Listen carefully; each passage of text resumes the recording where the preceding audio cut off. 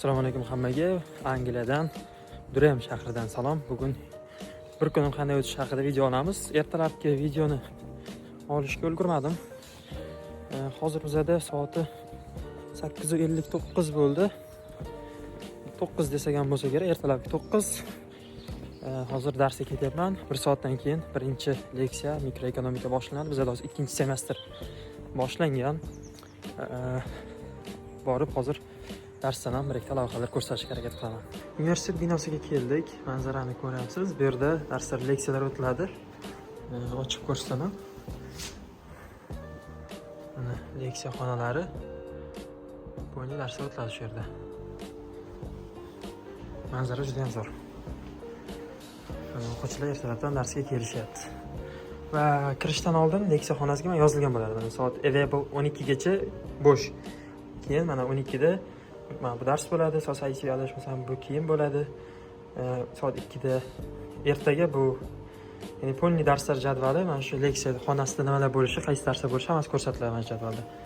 Bizda ham endi ikkinchi semestr boshlangani uchun semestr boshida ya'ni yangi fanlar bo'ladi yoki yangi fanlardan yangi professorlar bizga kiradi. O'shaning uchun o'sha darslar boshlanishidan oldin professorlar aniq bo'ladi. Qaysi fandan qaysi professor o'tishi. Va misol uchun men sizga ko'rsataman. Bu bizda mikroekonomika bo'yicha o'tiladigan professorimiz ekan.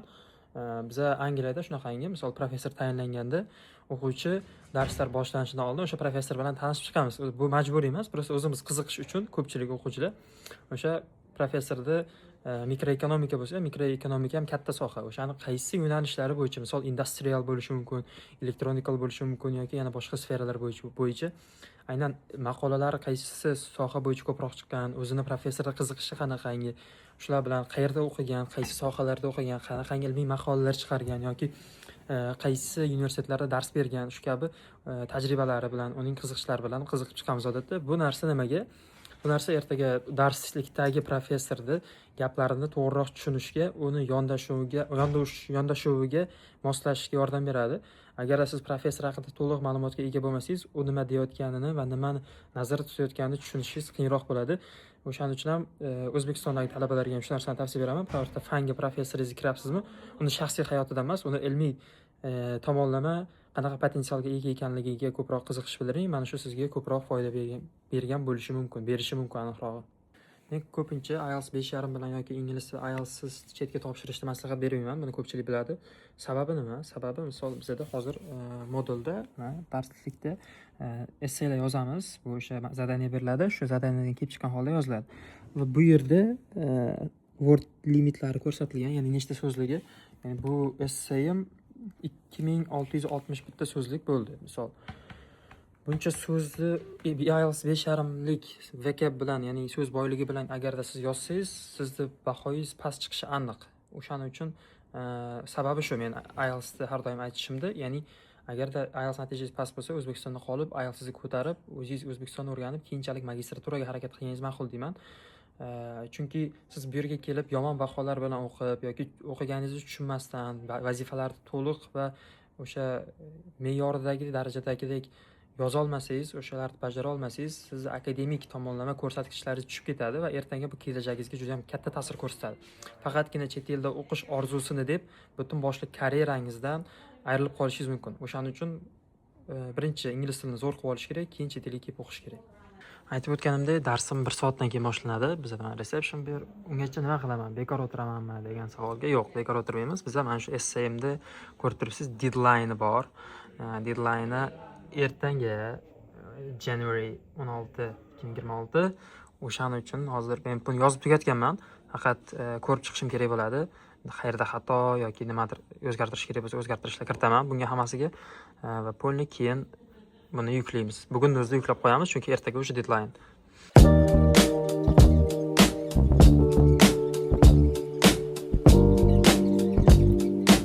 Birinchi darsimiz boshlandi. Bizda mana professor keldilar. Dars boshlanyapti. Leksiya uchun berilgan slayd, manzaramiz. Biz here we go. Welcome to Ross, my friends in UK. Sizlarga bir narsa ko'rsatmoqchiman. Universitetda mana Islamic Prayer Room Ya'ni namozxona bor bizada. Hozir ichkarida ham kirib ko'rsataman sizlarga. Juda ham ajoyib, hamma sharoitlar qilib qo'yilgan, xursand qiladigan tomonlardan biri. Kirasiz. O'tgan narsalaringizni joylashtirib qo'ysalaringiz bo'ladi. O'g'il bolalar uchun, tahorat olish uchun sharoit va mana shunday namoz o'qish uchun sharoitlar bo'yni qilib qo'yilgan. Darsimiz 1 soatdan keyin boshlanadi. O'shaning uchun hozir Teaching and Learning Centerga keldik. Bu yer nima? Bu yer o'sha talabalar dars qilib o'tirish uchun qilingan joy desak ham bo'ladi. Sharoitlar bor, leksiyalar ham bo'ladi bu yerda. Obiddan keyin mana shu leksiya xonalari bittasida dars bo'ladi. O'shani ham ko'rsatib o'taman. Bu yerda mana talabalar dars qilib o'tirishdi. Ovqatlanish uchun ham aytdi, oshxona bor, uni ham hozir ko'rsatib o'taman. Let's go. Shunaqa gaplar do'stlar. Angliya hayoti, Angliyada o'qishlar, mana bu yerda ichimliklar va bu yerda mana ovqatlar uchun joy. O'z odatda bu yer to'la bo'ladi. Hozir obed vaqti emas, endi obed vaqti kirib kelyapti. Bu yerdan order berasiz, zakaz berasiz va bu yerdan ovqatlarni tanlab ketasiz va oxirida borib to'laysiz. Bu yerda mana qaysi sectionda qanaqangi ovqatlar qo'yilishi yozilgan. Bu yerga. Menga yoqadigan narsalardan yana biri bu mana group work uchun mana shunday kichkina xonachalar sharoit bilan qilib qo'yilgan. Ochib ko'rsaman, mana shunaqangi doskalar bor. Televizor, stol qo'yilgan va bu xonalarda bron qilsa bo'ladi. Mana bron qilib qo'yasiz. Mana aytilgan, mana studentlar odatda bron qilishadi hammasi mana. Ertanga, bugun soat nechalarga bron qilingani oldindan ko'rsa, oldindan bron qilasizda, o'sha vaqtingizga qarab kelasiz, shug'ullanasiz. O'zingiz xohlasangiz yolg'iz shug'ullansangiz bo'ladi. Misol bir o'zingiz o'tirib ishlamoqchi bo'lsangiz, yaxshi joy ishlash uchun tinch bo'ladi. Yoki o'rtoqlaringiz bilan qanaqadir gruppovoy proyektlaringiz bo'lsa, qilinadigan ishlaringiz bo'lsa, o'sha o'rtoqlaringiz bilan yig'ilib, vaqtni belgilab, mana shu joylarga kelib, bemalol darslarni qilsalaringiz bo'ladi. O'sha eng zo'rlardan biri shu. Bu universitet binolari bo'ylab joylashgan bunaqalardan juda ham ko'p.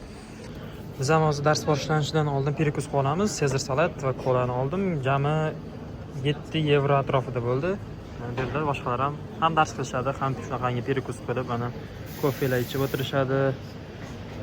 Hamma mandirlar qilib, kofelar ichib, darslar qilib o'tirishadi.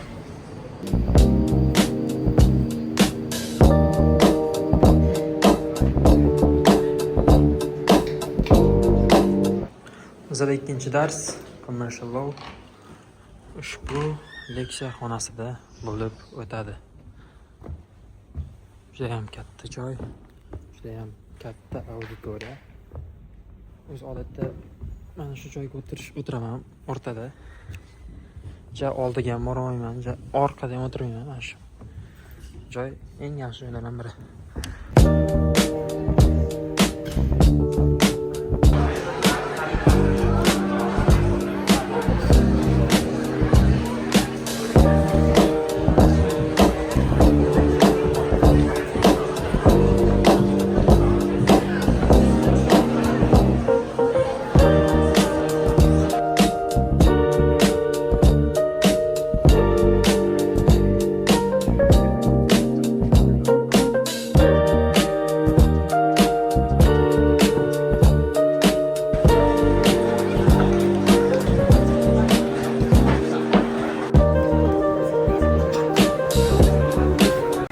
Bizada dars tugadi. Endi taxminan 4 soatdan keyin yana 3-darsimiz boshlanadi. Yana mikroekonomika bo'ladi. Ungacha biz universitetning kutubxonasida bo'lamiz. Hozir kutubxonani ham ko'rsataman.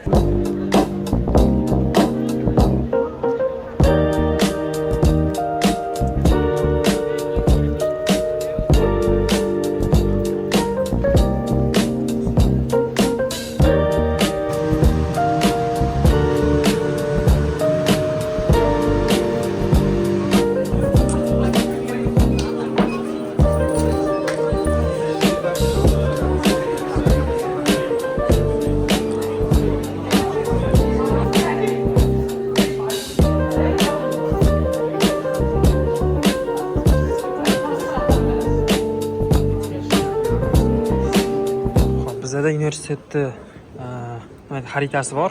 Hozir xaritasini oldim. Bu yerda aynan qaysi bo'lim qayerda joylashganligi, qaysi kitobni qayerdan topish mumkinligi yozilgan. Hozir ochib ko'rsam, mana ko'rib turibsiz. Juda ham chiroyli kutubxona, juda ham katta. Pastda ham dars qilishyapti. Juda zo'r.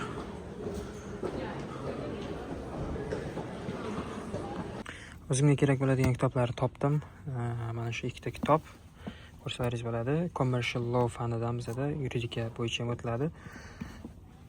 Mana shu ikkita kitobni endi o'qib chiqishimiz kerak to'laqonli.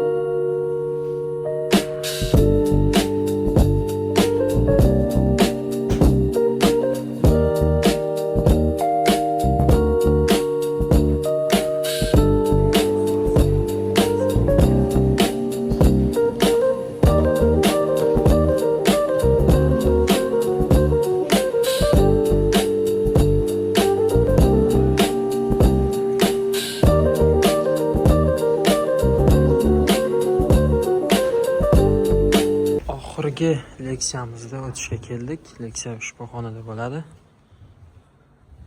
Juda ham zo'r. Juda ham chiroyli leksiya xonasi. Meni yoqtirgan xonalarimdan biri shu.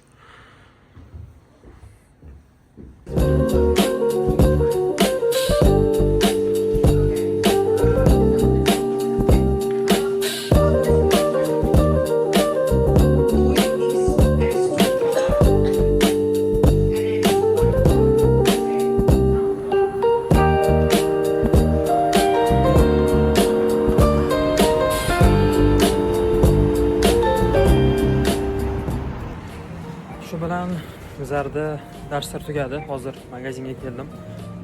Produktlar olishga, chunki narsalarni olib uyga borib endi ovqat tayyorlashimiz kerak. Ovqat tayyorlab bu yerda bizni kutib o'tiradigan hech kim yo'q. O'shaning uchun o'zimizga o'zimiz ovqat tayyorlaymiz.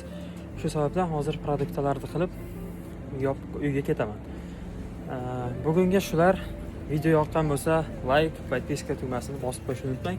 Va keyingi videoda Harry Potter haqida, Hogwarts haqida video qilaman.